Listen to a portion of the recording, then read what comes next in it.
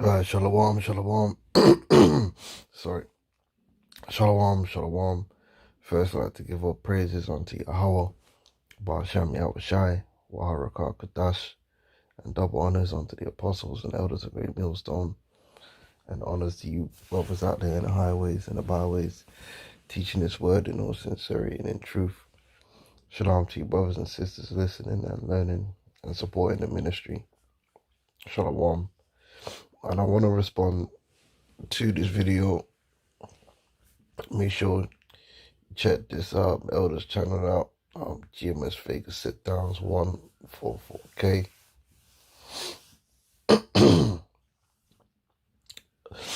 It's a good video. It's responding to Vocab Malone. And basically Vocab was speaking about our doctrine concerning the captivity of the nations in the kingdom. And he was saying some Hebrew Israelites say it's going to be, nicey. And some people say it's going to be dread. And ultimately, the truth of the matter is that these nations are supposed to be in a form of captivity anyway. Subjection, servitude. But there are different levels of captivity. All right. These nations are supposed to be our servants. They're supposed to be, vassals of the kingdom of Israel. That's part of being a king. All right. Anyone underneath a king is a subject or a servant. All right. So, for instance, if we go to Genesis, the 27th chapter, the blessing of our forefather Jacob, which through YAHAWASHI falls upon us all. That's why we're going to be kings and priests. Genesis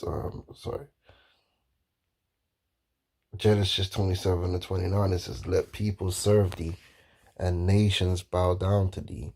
Be Lord over thy brethren, and let thy mother's sons bow down to thee. Cursed be everyone that curseth thee, and blessed be he that blesseth thee." All right. So these other nations are supposed to bow down to Israel. Okay. Israel is supposed to be above all people. These nations are supposed to be below. And that's how it's gonna be. The beginning of the kingdom of heaven is establishing that order. And the nations shall forevermore be beneath, be under orders. Okay. But there's levels to that situation. All right. There's levels. There's always levels to captivity. All right. Depending on your position you're receiving in that servitude and what privileges or blessings you are afforded by your master. I was discussing it with Elder Yashawamba. Even in hardcore slavery, a house slave is in a privileged position as compared to a field Negro. And that's how it's going to be in the kingdom as well. All right. But that's just one example of how there are different levels of subjection. Now, when these nations first go into captivity, they're going into the lowest level of captivity. They're going into chattel slavery straight up off the bat, where we're going to consume them completely. All right. Let's get that in Jeremiah. They're going to be completely consumed and spoiled. All right. We're going to break them down. They're not going to have no order except that which we going to have to set up.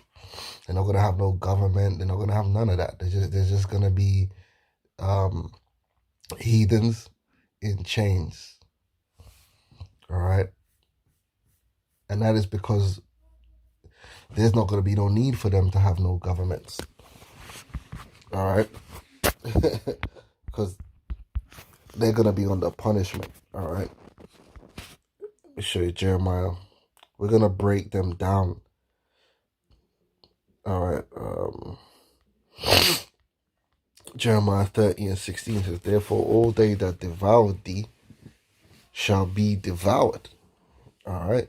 You can go in, right, and you can conquer a people. You can leave their kings and their nobilities in place. You can leave them in their lands and you can put them on the tributary. All right. They're still servants unto you, but to the most part, they can still kind of carry on life as they always have, except for, they got to pay a subsidy. They got to pay pay their way. They might have to answer your calls if you have any special requests, things of that nature. But for the most part, the average member of that nation probably won't even kind of realize that they're under that system, because life will pretty much continue as it always has. Many nations, if you go back into the time of Solomon, many nations came and put themselves under that kind of rulership. They willingly put themselves under Solomon and paid Solomon not tithes, but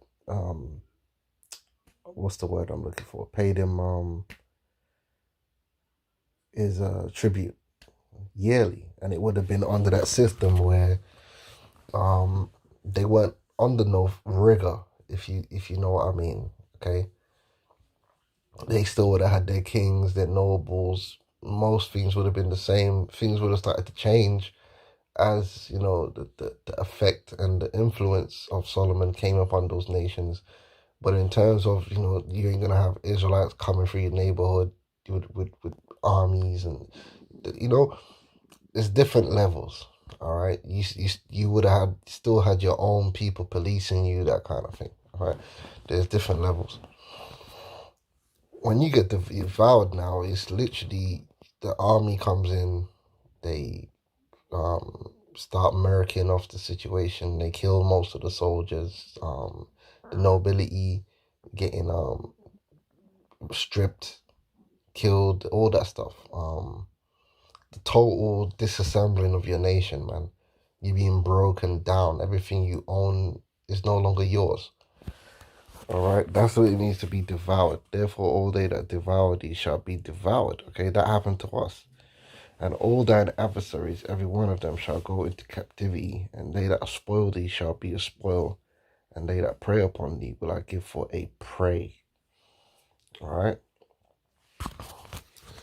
So when we first put these heathens into captivity, we're gonna fully devour them. They're gonna be like a prey unto us. We're gonna break them down. We're gonna put them in hardcore captivity. And the purpose of this captivity is going to be to balance the scales of justice, meaning they're going to have to be punished. And this punishment is not going to be an everlasting punishment. And once this punishment is over, they're still going to be our servants. However, they'll get their lands back and things of that nature. Except Esau. Esau's going to be destroyed, but they'll get their lands back. They'll have their own governments and kings, and they will have to rule according to our rule and pay their tribute.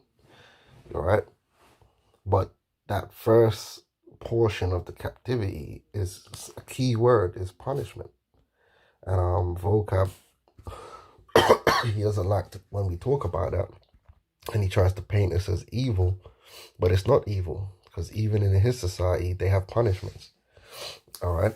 And I don't see Vocab Malone complaining about the punishment that came upon Iraq, or the punishment that came upon Afghanistan at the hands of his Christian government in America and his Christian people. He ain't complaining about that. Was that nice? 1 million Iraqis dead. That was punishment. All right? This is Psalms 149:6. It says, let the high praises of God be in their mouth, and the two-edged sword in their hand. Right? Now, what's a sword? A sword is an instrument to enact pain and death. It says to execute vengeance upon the heathen. So when we put these heathens, beginning with the so-called white man, in slavery at the return of our Lord, it's not just captivity. Because captivity can mean a whole bunch of different things. Captivity, there's different levels of captivity, or different levels of servitude, slavery, if you want to put it that way. It's not just gonna be that. It's gonna be and punishments upon the people. These people are gonna be punished because they're gonna have transgressions that they've been committing that need to be paid for. You Edomites are gonna have to pay with blood, sweat, tears, pain, anguish, mournings. You're gonna have to pay scourges. You're gonna have to pay for the things you have done, man, in that captivity. You're gonna have to be to understand the teeth of the wild beast. You know, you're gonna have to understand the burnings, the sting. These are the things you're gonna have to endure as punishment, just as we enjoyed them. Because when we went into captivity, it wasn't just captivity for us either; it was punishment. So we had to endure tortures and scourges and punishments. But I got something for you, vocab. Right, this is Wisdom of Solomon 12. Yeah, this is definitely not going to be nice, man. Trust me. Revenge is never nice for the person who's on the other end of it. You understand? These Edomite, all of a sudden, they want everything to be nice. It's actually quite, you know, it's childish. All of a sudden, they want everything to be Disneyland, when the reality of the world has never been Disneyland. The world is filled with good things and bad things, man. Right? These men want it to be some Disneyland rated U type thing. Nah, it's not that, Rasta. Yeah, it's not gonna be that at all. The world will never be like that anyway. There's always gonna be badness. And you man are gonna be on the receiving end of some badness. You best believe that. Alright. Man, think that's why there's judgments in the scriptures, man. If you break the law, badness would happen to you. Yeah. Burnings. There's judgments in the law to burn people. You know, witches and all whatnot. People getting stoned. People getting, you know, it's not nice. Everything ain't always nice, man. Right. What do I want? Right, so Wisdom of Solomon 12 and 22 says, therefore, whereas thou chasten us, right, which the Lord did that, and he used these other nations, beginning with Esau, Edom, to chasten us, man. They got the new Till movie coming out, the Emmett Till. You see what happened to Emmett Till, right? Well, that's going to happen to you Edomites in the kingdom, man. The Emmett Till is going to get his revenge on them Edomites that did that to him. See, you Edomites have got a lot to pay for, man, and you're gonna pay. You're not gonna get away with none of it. That's why you're gonna have a good long captivity, man, where you can receive punishments, man. Therefore, whereas thou dost chasten us, thou scourgest our enemies 1,000 times more, to the intent that when we judge, we should carefully think of thy goodness, and when we ourselves are judged, we should look for mercy. So what that's telling you is that what you heathens and you Edomites are about to go through is going to now be worse than what we went through, because the Lord had mercy on us, and his mercy on us is always greater. So you Edomites, man, which you're the poster boy of not receiving mercy, so you're gonna get it, man. You're gonna get it big time. You're gonna get it bad in the kingdom, man. And it's gonna be in righteousness, because it's going to be your just deserts. It's going to be your punishment in righteousness for the transgressions you committed against us and against the Most High. All right, and it's not gonna be nice.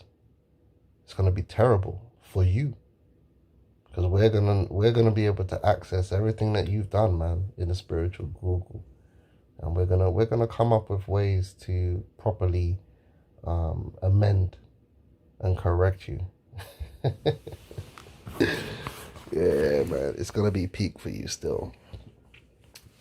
But like I said, pursuing to the other nations, man, after 1,000 years or so of punishment, and the scales of justice have been balanced in the universe, the energy has been balanced, because that's all justice is. That's why justice is represented as a set of scales.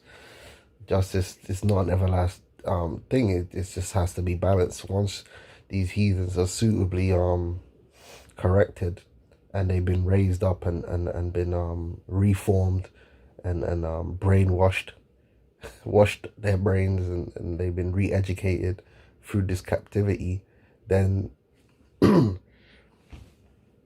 know, many of them are going to stay.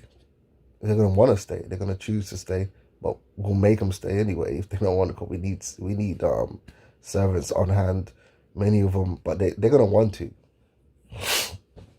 You know, it's a blessed thing to be a servant in our houses, but many will stay to be servants in our houses and to still be servants on our fields, and many will go back to their own lands, all right, that the Lord gave them for their inheritance, and they're gonna, you know, work and build up their lands and pay their tribute. You know, they're gonna pay tribute. That's it. They're gonna send us the forces of the Gentiles. That's that. So some of them are gonna be still serving us in our own land, and many are going to serve us from their land, and that's how it's going to be. And we're not going to be punishing them every day. We're going to punish them when the need be, you know, because obviously once you've paid your tab, you've paid your tab, innit? Now you want to pay as you go thing. You know, we're not evil. Everything is in righteousness. So that's where that comes into play. You know, there's still going to be servants and so forth, but you get the point. But that first round of captivity is specifically punishment, and that's what's coming first, and that's what we'll talk about the most. You know, and that's just why, innit? We Great Millstone and the brothers that's keeping it real, letting you know what's coming. It's not going to be nice. It's going to be extremely terrible for you. So if that would say shalom.